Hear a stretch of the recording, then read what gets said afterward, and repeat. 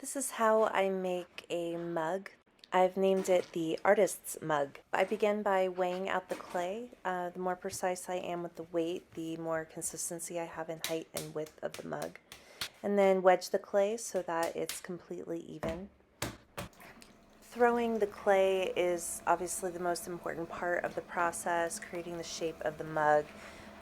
Here I have to raise and lower the clay several times, and then I will open the clay from the center to obtain the width of the mug, and then begin raising the walls of the body.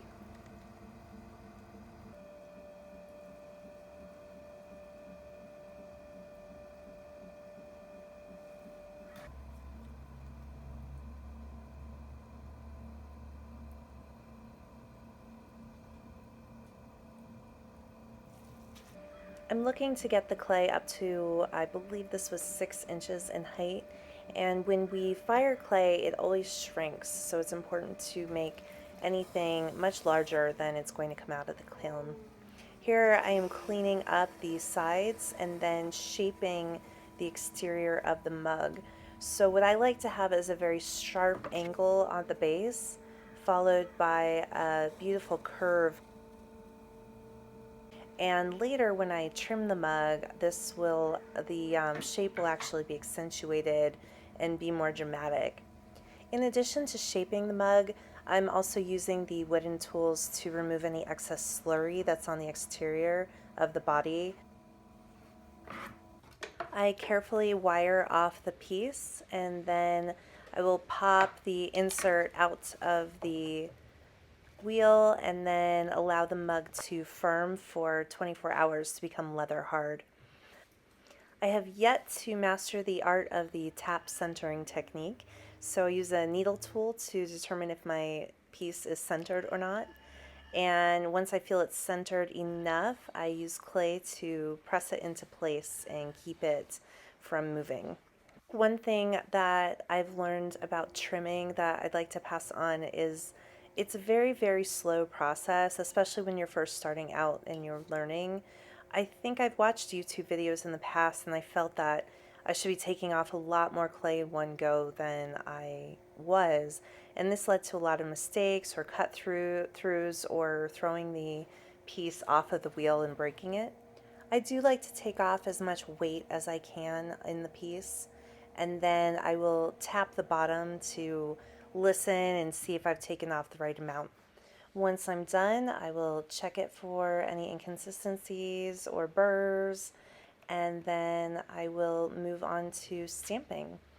So here I will tap the bottom with cornstarch and then apply the handmade in Julian, California stamp, as well as my initials.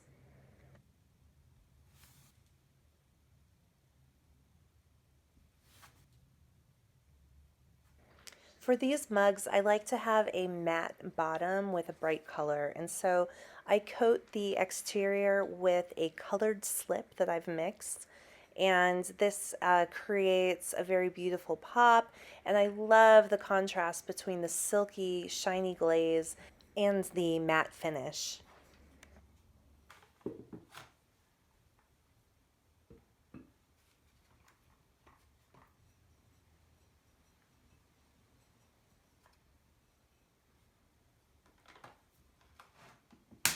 These particular mugs are very labor intensive, so I will also be pulling the handles off of the mug.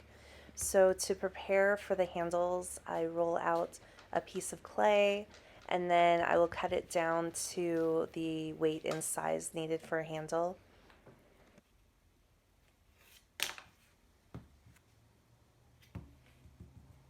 I've found that prior to pulling the handle, it's helpful to approximate the shape and have a square form ready to go.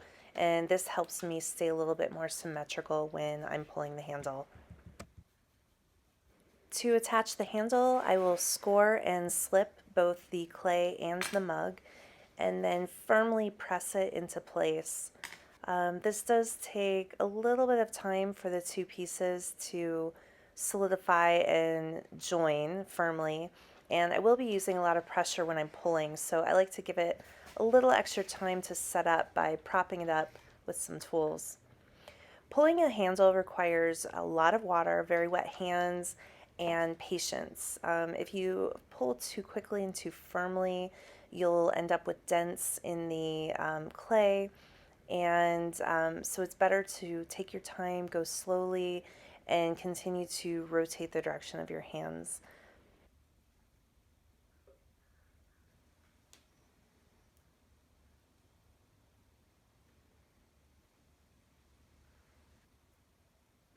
I did learn this technique from a video by Josh DeWeese. And I think what I like about the craft of ceramics is that we are all continuing to learn and share with one another. And then hopefully over time you do create and grow in your own direction and make something that is uniquely yours. And in reality, you can't escape that with the amount of touch that is involved in the clay. Every piece really does have a unique mark of its maker involved in it. And I think that's what I love so much about pottery is that my imprints become your finger holds, and it's a really magical connection. Pulling handles on all of these mugs really is an exhausting process. And this took all night, and I was really, really tired by the end of it.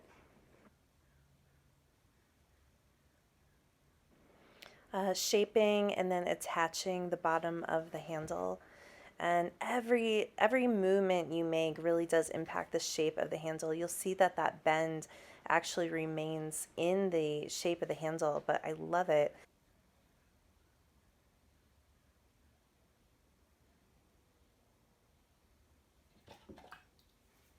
I do spend a lot of time correcting and reshaping handles. Even after they begin to dry, I'll go back in and make sure they're holding their spring. Once the pieces are completely dry, I give them about a week or so. I will load them into the kiln for the first firing. This is a bisque firing, and it's important to fire your bisque load very, very slowly in order to ensure that no organic matter is trapped in the bisqueware. If you're ever having problems with pinholes in your glaze, you could be firing too quickly. It's important also to clean off every piece before glazing. So this is after the bisque firing.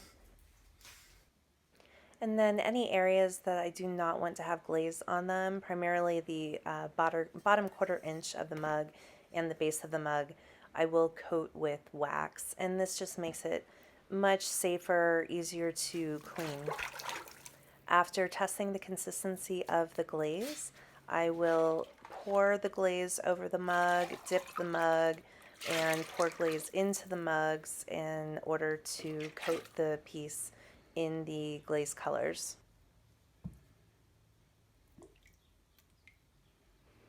Then it's off to the drying room one more time, and then a glaze firing later, we have our finished pieces. I love the combinations of the glaze colors, how they came out with these mugs, and I'm very excited about the shape, the size, and the texture.